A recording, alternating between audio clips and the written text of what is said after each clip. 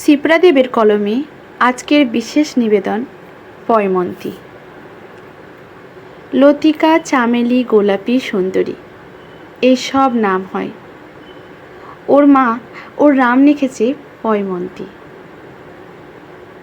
পয়মন্তীর কোনো পদবীর দরকার নেই। তার মেয়ে পয়মন্তী হয়ে থাকবে পৃথিবীর বুকে। সূর্য তখন উঠে মধ্য গগনে যাবার জন্য পা বাড়াচ্ছে। সুরভি মাসি ঘর থেকে বের হলো। হাত দুটোকে ওপরে তুলে পুরো শরীরটাকে বেঁকিয়ে বিছানার আলসেমি ছড়ানোর চেষ্টা করতেই তার চোখে পড়ল 7 নম্বর ঘরে দড়ির দিকে। চোখের মণি দুটোকে দুপাশে পাঠিয়ে মুখে পান পুড়ে নিল সে। মুখ বেঁকিয়ে পানের পিক ফেলে বলে উঠল, আদিক্ষেতা। বাপের ঠিক নাই, নাম রাখা হয়েছে পয়মন্তী। অন্য মাসি দিদিদের উদ্দেশ্য করে আরও গলার স্বরে শান দিয়ে সুর করে বলল, দেখ, তোরা এবার আমাদের ঘরে খদ্দেরের বন্যা বহে যাবে। সবাই রেডি থাকিস বলে বিষ মেশানো হাসি ছিটিয়ে দিল মহিমার দিকে। মহিমা 2 দিনের মেয়েকে কোলে নিয়ে বুকের দুধ খাওয়াচ্ছিল। সুরভি মাসি এই কামনালয়ের প্রধান। এই বাড়িতে 10-12 জন রমণী থাকে।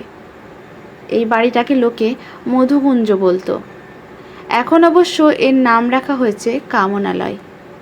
এই মধুকুঞ্জে ফুলগুলো রোজ রাতে তাদের শরীরের মধু বিক্রি করে। মর্দা মৌমাছিগুলো ভালোবেসে আসে না, মধুর লোভে আসে এখানে। ফুলের মধুটুকু নিংড়ে চুষে নেয়, ফেলে যায় ছিবড়ে হয়ে যাওয়া শরীরটাকে। বিনিময়ে কিছু টাকা গুঁজে দেয় ব্লাউজ থেকে বেরিয়ে আসা যৌবনের ভাঁজে। তারা তাতেই খুশি। শারীরিক মানসিক শান্তি তাদের কাছে বিলাসিতা। শুধু রোজ পেটের গর্তটা কিছু খাবার দিয়ে পূরণ করতে হবে, আবার সুস্থ হয়ে মধু সঞ্চয় করতে হবে। লোভী মৌমাছির অপেক্ষা করাই তাদের জীবনের মূল উদ্দেশ্য। এটাই যে এদের শুধু মূল উদ্দেশ্য সেটা বলা অন্যায় হবে। তাদের জীবনকে পঙ্গু করে পাঠানো হয় এই নরকবাসে। কোথাও ইচ্ছে মতো দৌড়ে যেতে পারে না তারা। সমাজ, পরিবার সবাইকে তাদের আপন করতে ভয় পায়। কিন্তু রাতের অন্ধকারে তাদের ঘরেই আসে সুখের খোঁজে তাদের আপন করে নিতে। কেউ ঈশ্বরকে দোষারোপ করে, কেউ বা নিজের ভাগ্যকে। লোকে ওদের খারাপ মেয়ে ছেলে বলে। এই খারাপ মেয়ে ছেলেগুলোর মধ্যেই মহানন্দা ছিল বেশ অন্যরকম। মহানন্দা নদীর মতো সেও একটু এঁকে বেঁকে চলতে ভালোবাসত। তার গতিতে সুরভি মাসির ওই বাঁকা কথা, চোখের পিচাসের হাসির নেশা, তার ধারালো মিজাজ, কোনো কিছুই বাঁধ হয়ে দাঁড়াতে পারত না মহানন্দার গতির কাছে। মহানন্দা নামটা এই মধুকুঞ্জে এসে হয়ে গেল মহিমা। মহানন্দার গল্পটা আমাদের অনেকেরই চেনা। অপরিণত বয়সে বাবা মার অমতে প্রেম করে বিয়ে, স্বামীর মদের নেশা, সংসারের অভাব। একদিন স্বামীর বন্ধুর হাত বেরিয়ে পড়েছিল অন্য সুখের খোঁজে। সুখটা বিক্রি হলো সুরভি মাসির পতিতালয়ে। শহরের ঝকঝকে আলোর ছায়ায় গড়ে ওঠা মধুকুঞ্জ সংসারের অবহেলিত, নির্যাতিত, প্রতারিত, অপহৃত মেয়েদের আশ্রয়স্থল। মহানন্দা কিন্তু এখানে এসে নিজের ভাগ্যবতী বলে মনে করত। যে পুরুষ কিছুদিন আগে তাকে অকথ্য অত্যাচার করত, অশ্রাব্য ভাষায় রোজ রাতে তার মনকে হত্যা করত, সেই পুরুষগুলো তাকে পাওয়ার জন্য আজ ব্যাকুল। তার মুখের কুৎসিত কথা শোনার জন্য, তাকে স্পর্শ করার জন্য, তার গায়ের টেলকম পাউডারের সঙ্গে ঘামের গন্ধ নেবার জন্য তার ঘরের পাশে দাঁড়িয়ে থাকে ভিখারির মতো। সুরভি মাসিকে বেশি টাকার অফার দেয় ওই পুরুষজাত, শুধু তার ছোঁয়া পাওয়ার জন্য। এই মধুকুঞ্জে তার এই চাহিদাই তাকে নতুন নাম দিল, মহিমা। অন্য দিদিরা ঈর্ষা করে সুরভি মাসিকে বলেছিল, কি কি জাদু জানে গো তোমার ওই মহারানী, যে সব কটা বেটা ছেলে হুমড়ি খেয়ে মরছে?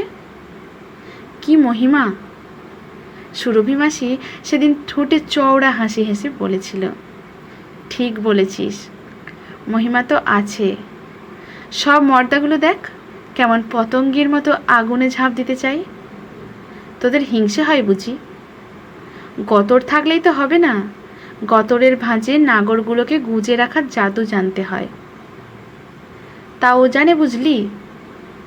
মহিমা, মহিমা, আজ থেকে তোর নাম মহিমা, বুঝলি? 7 নম্বর ঘরের মহিমা।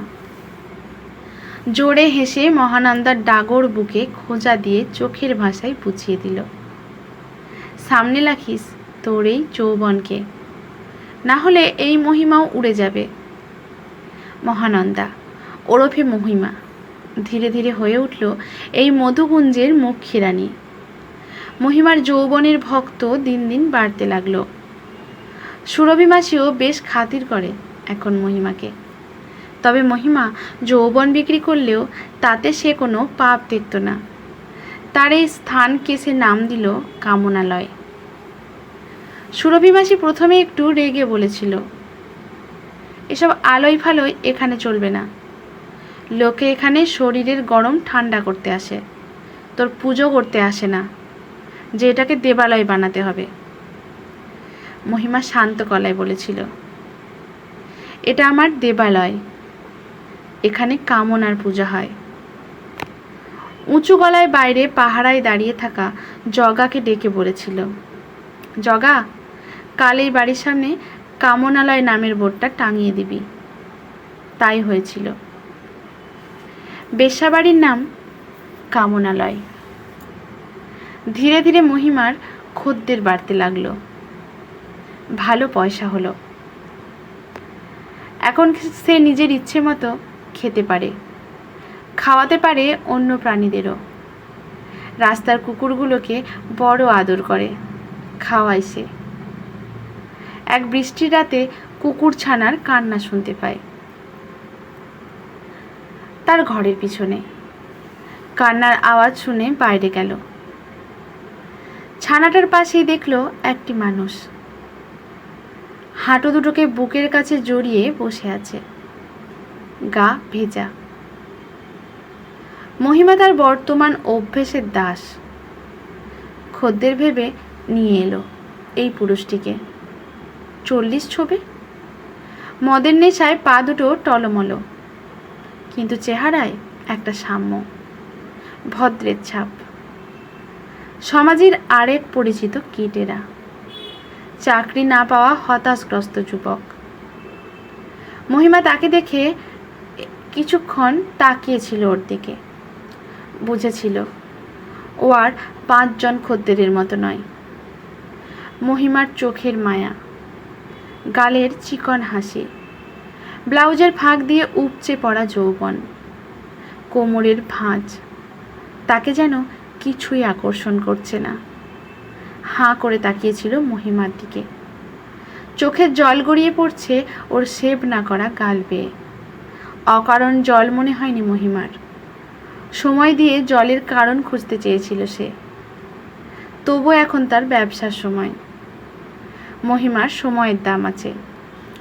বিরক্ত হয়ে কিছু বলতে যাবে, ছেলেটি জড়িয়ে ধরল মহিমাকে। ওর বুকে মুখ গুঁজে অনাথের মতো প্রার্থনা করতে লাগলো, আমাকে তাড়িয়ে দিও না, আজ আমি চাকরিটা পেলাম না। বাড়িতে গিয়ে কি বলবো? আমাকে তোমার কাছে রাখো। বলতে বলতেই সে ঘুমিয়ে পড়েছিল। অনেক দিনের আসা যাওয়ায় একটা আলাদা বন্ধুত্ব তৈরি হলো মহিমা আর সাগরের। সেই থেকে রোজ রাতের বাঁধা খদ্দের মহিমার। সুরভি মাসির অনেক গঞ্জনা সহ্য করেও মহিমা ওর সব টাকা দিয়ে সাগরকে ঘরে আনত। এইভাবে বহুদিন গেল। সাগর চাকরি না পেয়ে টিউশনি করতে লাগলো। বেশ পয়সা হলো। রোজ রাতের প্রেমটা একটা নেশা হয়ে গেল দুজনের। প্রেম যখন গভীর হয় তখন শরীর গৌণ হয়ে যায়। সাগর মহিমাকে অল্প অল্প পড়াশোনা শেখাতে লাগলো। মহিমা তার ভালোবাসা দিয়ে সেই ঋণ শোধ করত। বেশ চলছিল। সাগর এখন একটি চাকরি করে। পরিবার চায় সাগরের বিয়ে দিতে। মন পরিবারের সমাজের বিষম লড়াইয়ের পরিবার, আর সমাজের জয় হলো। সাগরের বিয়ে হলো সমাজের ভালো মেয়ের সঙ্গে। বিয়ের আগের রাতে সাগর এসেছিল মহিমাকে নিতে। এই কামনালয় ছেড়ে ঘর বাঁধতে বলেছিল সাগর। মহিমা রাজি হয়নি, শুধু বলেছিল তোমার প্রতিচ্ছবি এঁকে দাও আমার গর্ভে। তোমার মতো সেও শিক্ষক হবে একদিন, আমার মতো মহিমাদের একটু শিক্ষা দেবে। সেদিন আর কোনো কথা হয়নি ওদের। গভীর রাত সাক্ষী ছিল তাদের ভালোবাসার। সাক্ষী ছিল মহানন্দার ঘরের কোণে বসে থাকা ভগবানের ছবি। আর আসেনি সাগর কোনো দিন মহিমার কাছে। মহিমা আবার নিজের কাজে ব্যস্ত হয়ে পড়ল, কিন্তু ওর শরীরে মাতৃত্বের ভাব সুস্পষ্ট। সুরভি মাসের চোখের মণি মহিমা আজ খুব জ্বালা ধরায় তাকে।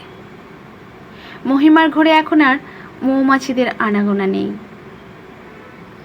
তার কোলে আজ পয়মন্তী। সাগর টাকা পাঠায় প্রতি মাসে।